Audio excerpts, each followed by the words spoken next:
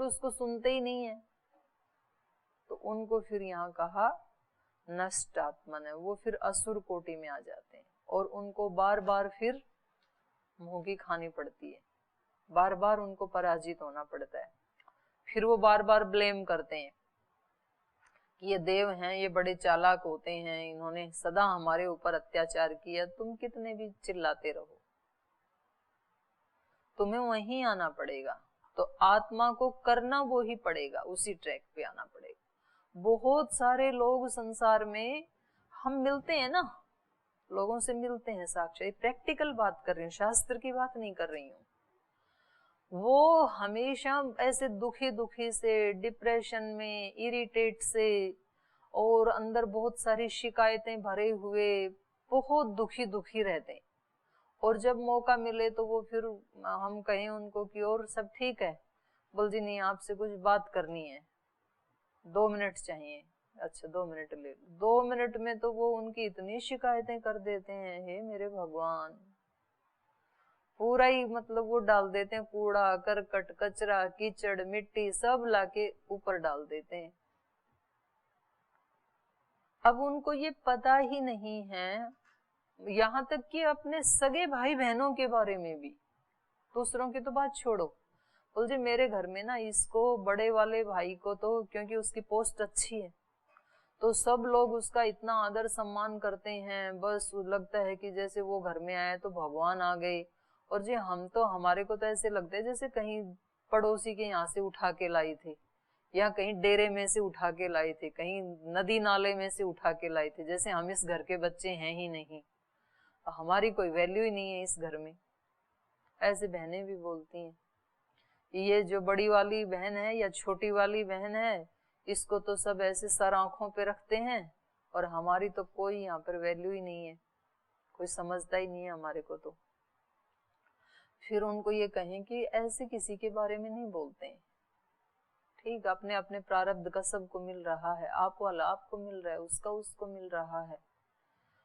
बोल जी यही तो है, अब आप भी देखो उन्हीं की मेर ले रहे हो, मतलब वो जो सुने उसको भी ब्लेम कर देते हैं कि आपको भी कोई घूस रिश्वत मिली होगी वहां से। हमें कुछ भी नहीं मिला, पर हम ये कह रहे हैं कि आप इस परेशानी में क्यों जी रहे हो, इससे बाहर निकलो।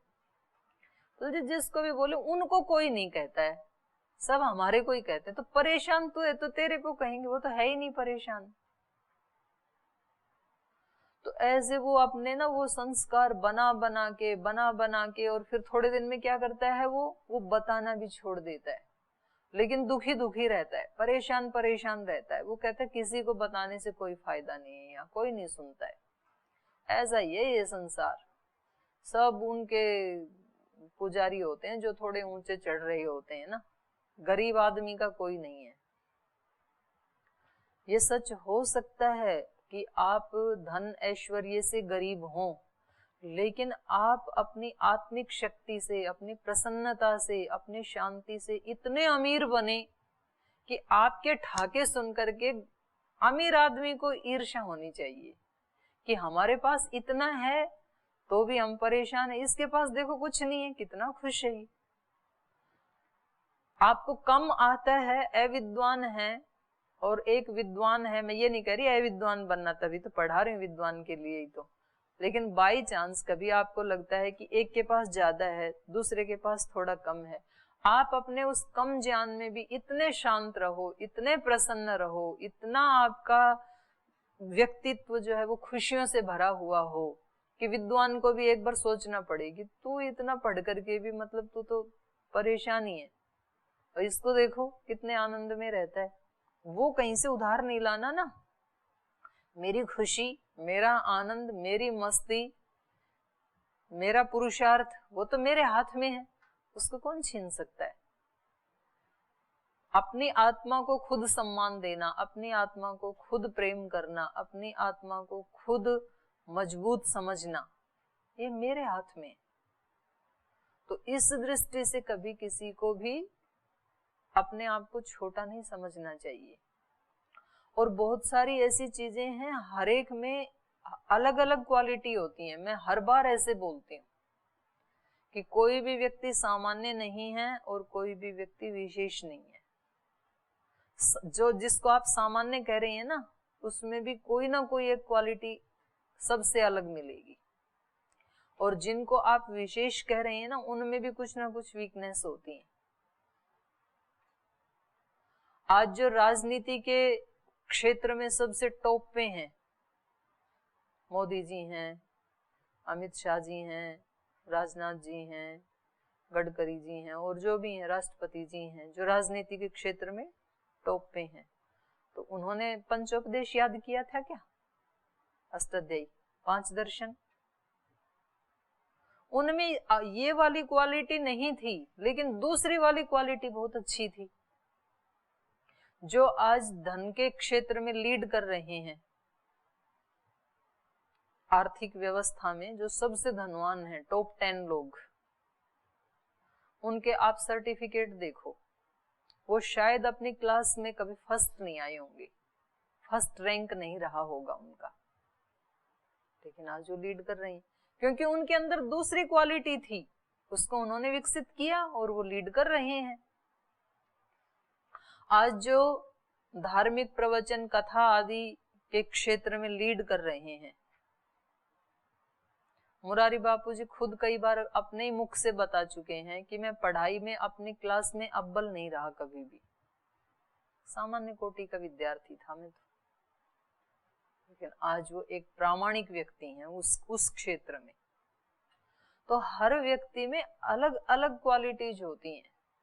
किसी में कविता बनाने का हुनर दिया है भगवान ने, किसी में किसी को गीत भजन बनाने का, छंद लिखने का, किसी को ड्राइंग बनाने का, किसी को पेंटिंग करने का, सबके अलग अलग गुण है। किसी में सेवा करने का, किसी में शांत रहने का, उसको कुछ ज्यादा पुरुषार्थ नहीं करना पड़ता लेकिन शांत रहता है हमेशा। किसी में चित्त की पवित्रता का, कुछ हजारों अनुष्ठान करके भी उतने नहीं हो पाते, कुछ बिना कुछ भी किए पूरे पवित्र भाव में जीते हैं, कुछ ज्यादा उन्होंने इतने स्वाध्याय आदि भी नहीं किए। तो सब में अलग अलग गुण होते हैं। तो हमें कभी भी किसी को देख करके अपने आप को हीन समझना या उसकी शिकायत करना या उसके मिसबिहेव से अपने आप को दुखी करना कभी नहीं करना चाहिए। हम अलग चीज में धनवान है, वो अलग चीज में धनवान है।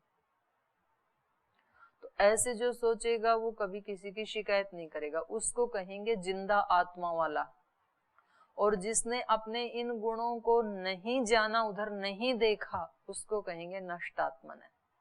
वो दूसरे से लेकर के अपने को भरना चाहता है, और दूसरे से राजी राजी ना मिले तो बेराजी झगड़ा करके लेना चाहता है। झगड़ा करते हैं ना बच्चे माँ बाप के साथ, आपने हमें दिया ही क्या है, सब कुछ तो बड़े वाले को दे दिया। कभी बड़े वाले बोलते हैं सब कुछ तो छोटे वाले को दे दिया, हमें क्या दिया है। आपको जो मिला है वो बिल्कुल ठीक मिला है। आपने ऐसा ही व्यवहार किया होगा माता पिता के साथ, तो इसलिए माता पिता की जिस अपनी संपत्ति है वो जिसको जितना देना चाहिए उतना देंगे। तो आप अपने व्यवहार को ठीक करो, जैसे छोटे वाले व्यवहार करते हैं ना, ऐसे ही आप भी करो। और ऐसे झगड़ा करके तो जबरदस्ती तो आप ले भी नहीं सकते। माता पिता कहेंगे हम इतना भी नहीं देंगे आपको, हम अपनी संपत्ति से ही आपको बेदखल करते हैं, तो बोलो क्या करोगे। तो हमें कभी भी ना ऐसे दूसरे से जबरदस्ती लेने की आकांक्षा नहीं रखनी है कि इसको इतना सम्मान मिल रहा है तो मुझे भी उतना ही मिले, इसको इतनी सुयश प्राप्त हो रहा है मुझे भी इतना ही मिले, इसको इतना धन मिल रहा है मुझे भी उतना ही मिले। नहीं मिल सकता है कभी भी, क्योंकि ये केवल ये मिलना और ना मिलना ये केवल आज के और इस जन्म के कर्मों पे ही डिपेंड नहीं करता है। पीछे का भी बहुत कुछ हर आत्मा साथ लेके चल रही है, उसको कौन भुगतेगा, वो भी तो साथ जुड़ा हुआ है ना। तो इसलिए मेरे को जो मिला है या मिल रहा है वो भगवान की न्याय व्यवस्था के अनुसार बिल्कुल ठीक है। और कहीं किसी से भूल चूक हुई भी भगवान जी से तो उसकी क्षतिपूर्ति वो अपने आप करेगा, ये उसका काम है, मेरा काम नहीं है। मेरा काम है मुझे आज कैसे रिस्पॉन्स करना है, आज कैसे रिएक्ट करना है मुझे। दूसरा गलत भी कर रहा है, माना मेरे साथ गलत ही हो रहा है आज की तारीख में, तो भी मुझे कैसे रिएक्ट करना है उस गलत के प्रति।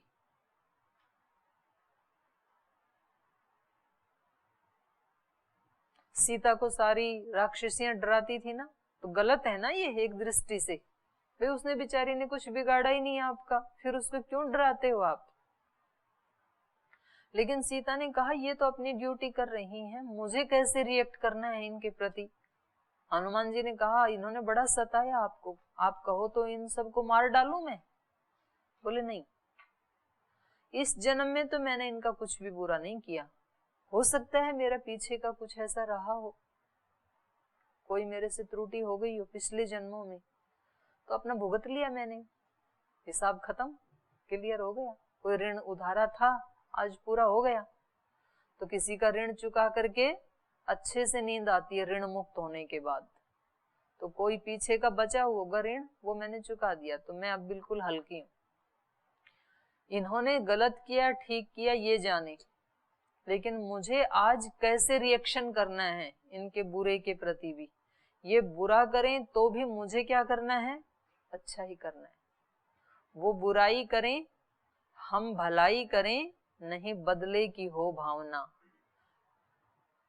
बढ़ चले प्यार का हर कदम, और मिटे वैर का ये भ्रम।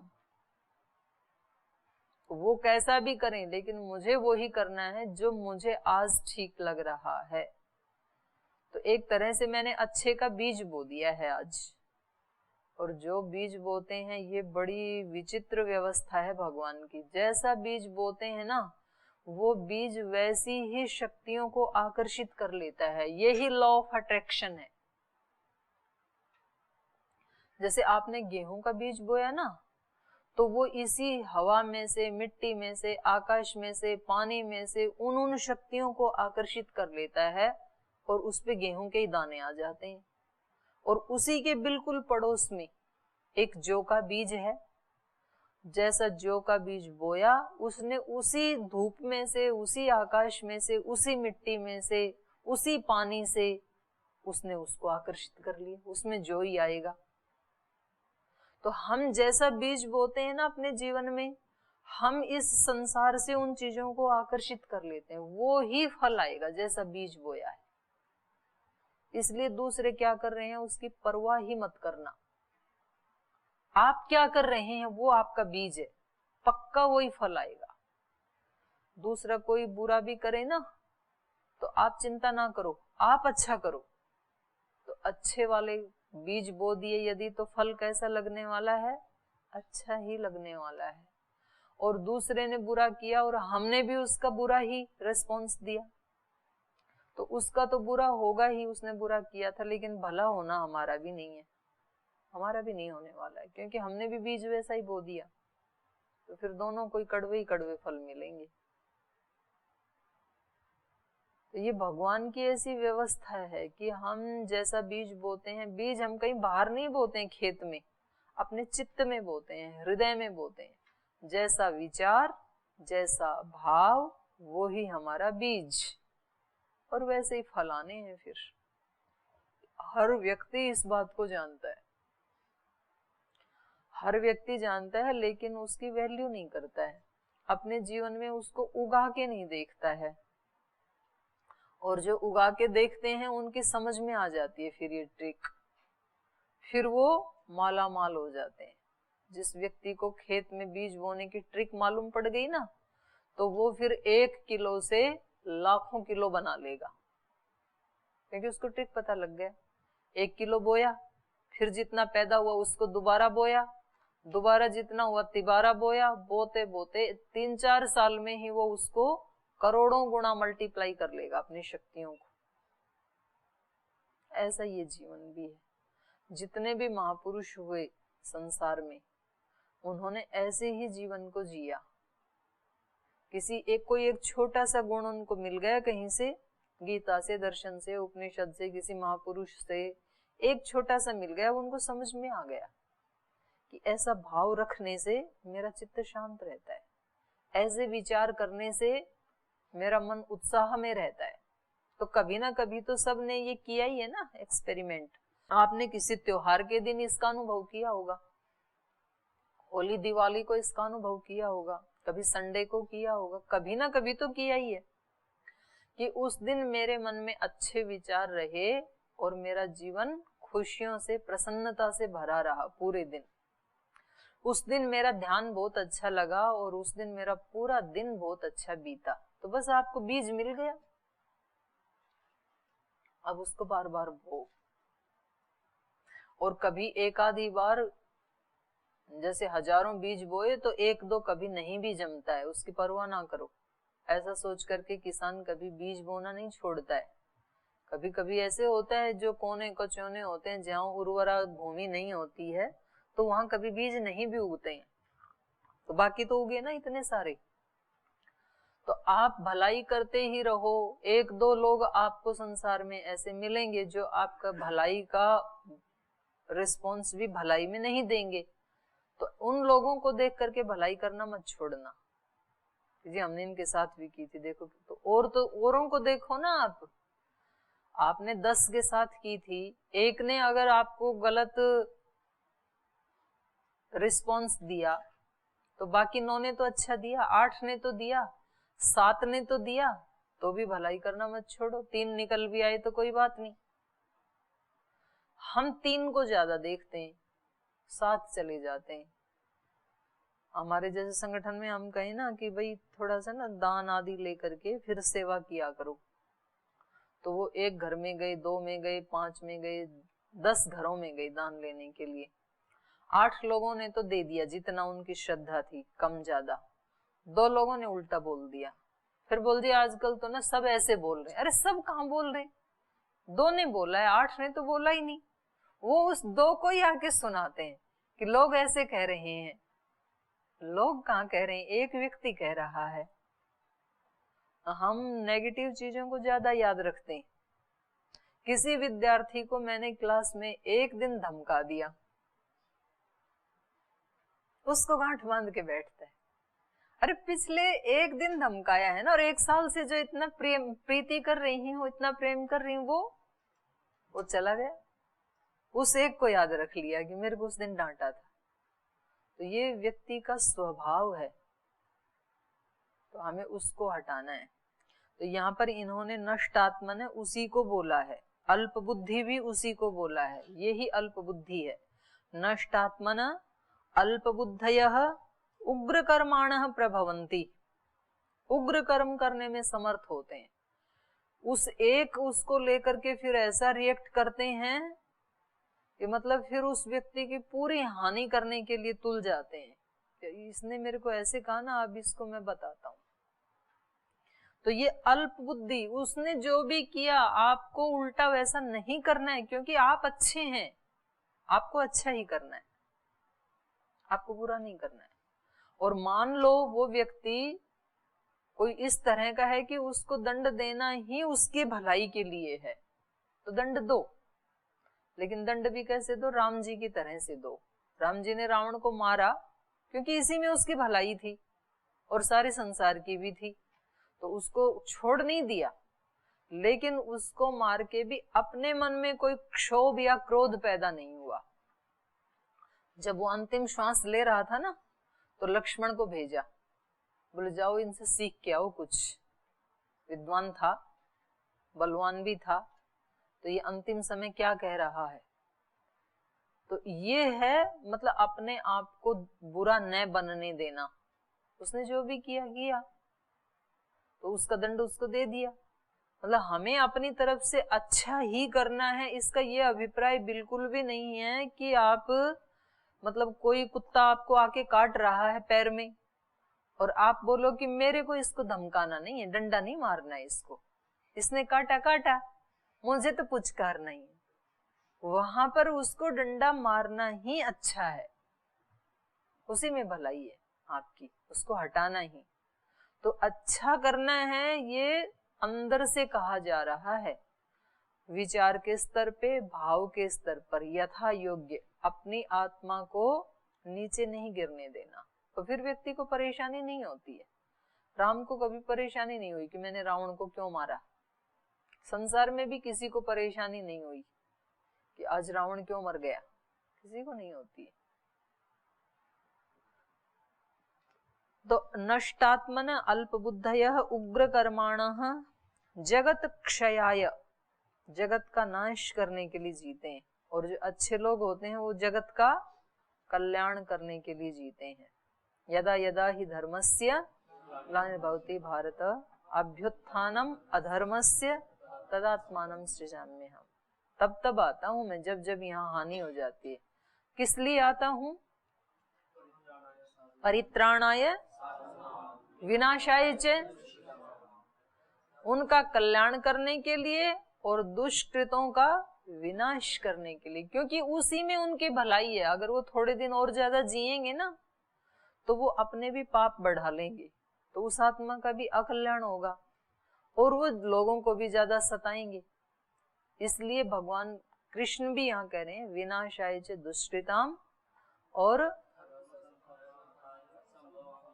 और साधुओं का परित्राण करने के लिए आते हैं, उनकी रक्षा के लिए आते हैं। और ये लोग कैसे होते हैं? जगत क्षयाय, जगत का नाश करने वाले होते हैं, असुर जो होते हैं, अहिताः, अहितकारी होते हैं। और कामम आश्रित्य दुष्पूरम, ये उस कामना को आश्रय लेकर के, दुष्पूरम, कामना को यहाँ कैसा विशेषण दिया? दुष्पूर। और यही विशेषण दूसरे अध्याय में भी दिया था। तीसरे अध्याय में क्या बोला था? तीसरे अध्याय में निकालो, तृतीय अध्याय का कौन सा श्लोक है ये? वहां भी अनल कहा इसको दुष्पूरेण। ये तीसरे अध्याय का ना, तीसरे अध्याय का 37 नंबर सूत्र है जी। नहीं, काम एष क्रोध एष रजोगुण समुद्भवम महाशनु, महापापमा, महाशन बहुत खाने वाला, महाअशन। और इसी को ही फिर यहाँ कहा 39 में काम रूपेण कौन्तेय दुष्पूरेण। 37 में उसको कहा महाशन, उसमें कितना भी डालो उतना ही बढ़ता जाएगा। अग्नि में कितना भी डालो, जितना घी डालोगे उतनी आग बढ़ती जाएगी। गुस्से को कितना भी बढ़ाओ बढ़ता चला जाएगा, वो करते करते कभी नाश नहीं होगा। जिस दिन भी नाश करना है उस दिन यू टर्न लेना पड़ेगा, उसको हटाना पड़ेगा थोड़ा थोड़ा। ऐसे ही यहाँ कहा काम रूपेण कौन्तेय दुष्पूरेण अनलेन च, मतलब जिसको भोगों से पूरा नहीं किया जा सकता, ऐसा है वो दुष्पूर, भोग भोग करके उसको पूरा नहीं किया जाता, ऐसा है ये काम। भोगा ने भुगता, तो कितने उसने, ययाति ने ना कितने वर्षों तक जीवन यापन किया भोगों के लिए, अपनी भी उम्र, अपने बच्चों की भी उम्र सबकी ले ली, 500-700 साल तक भोग ही भोगता रहा। और लास्ट में फिर यही कहा कि इन भोगों को भोग करके उपशांत नहीं किया जा सकता। तो उनसे ले लें हम ये शिक्षा। इसलिए भोगों को उपशांत किससे किया जा सकता है? वैराग्य से, उनसे ऊपर उठ करके। भोग के उपशांत नहीं किया जा सकता। ऐसे ही यहाँ पर कह रहे हैं कामम आश्रित्य दुष्पूरम, वो ऐसे दुष्पूर काम का आश्रय लेकर के, जिस कामना को कभी पूरा नहीं किया जा सकता वो ही दुष्पूर है। वैसी लालसा का, कामना का आश्रय लेकर के दंभ मानम अदान्विताः, वो दंभ मान मद से युक्त हैं।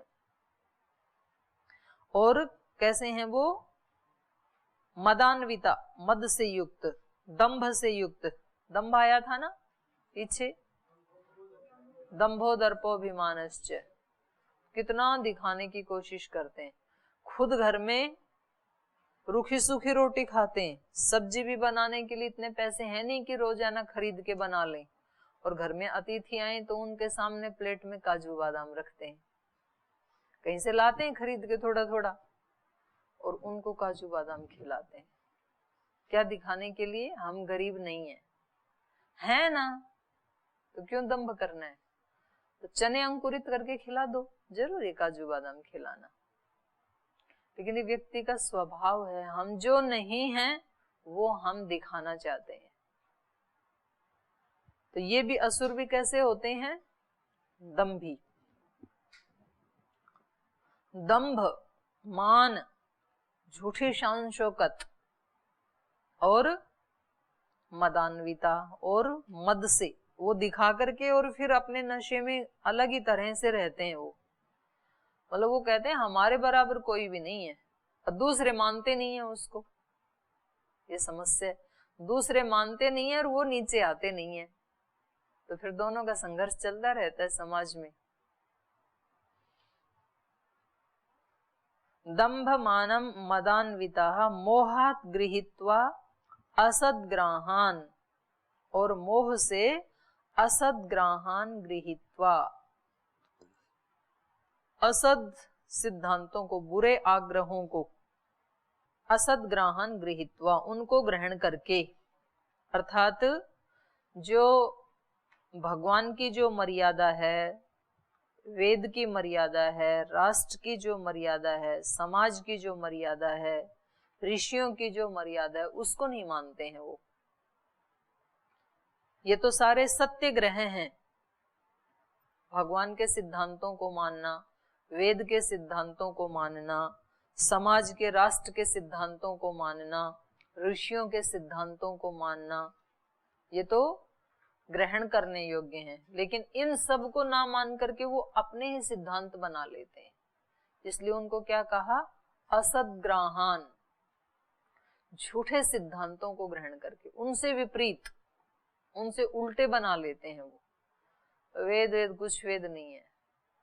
भगवान किसने देखा? भगवान समाज के तो मान लो, सब समाज में इन्हीं लोगों ने अपने ये ढकोसले खड़े कर रखे हैं, इन्हीं के बना। हम नहीं मानते ऐसे संविधान को, गलत बना रखा है।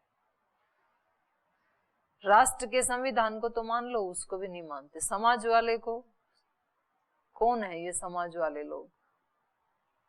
ऋषियों की मर्यादा को तो मान लो, ये सब कायर लोग थे, डरपोक लोग थे। हम ही बहादुर हैं सबसे। तो ऐसे ये असद्ग्राहान प्रवर्तन्ते, मोह के कारण, मोह का मतलब है यहाँ पर मूढ़ता, अज्ञान की कमी। मोहात असद्ग्राहान गृहीत्वा प्रवर्तन्ते अशुचि व्रताः, वो कैसे होते हैं? अपवित्र व्रत वाले होते हैं। अशुचि व्रताः, अपवित्र निश्चय करने वाले होते हैं। व्रत मतलब होता है निश्चय। व्रतेन दीक्षाम आपनोति, तो व्रत का मतलब होता है कि अब मैंने ये निश्चय कर लिया। तो इन्होंने ये भी निश्चय तो करते हैं, लेकिन कैसे निश्चय करते हैं? अशुचि, अपवित्र, बुरे निश्चय करते हैं, ये गलत निश्चय करते हैं। तो ऐसी ऐसी प्रकृति के ये असुर लोग होते हैं।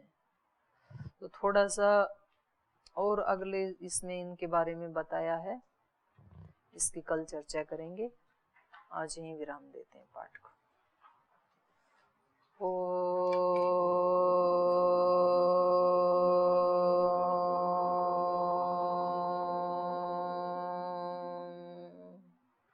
शांति शांति शांति।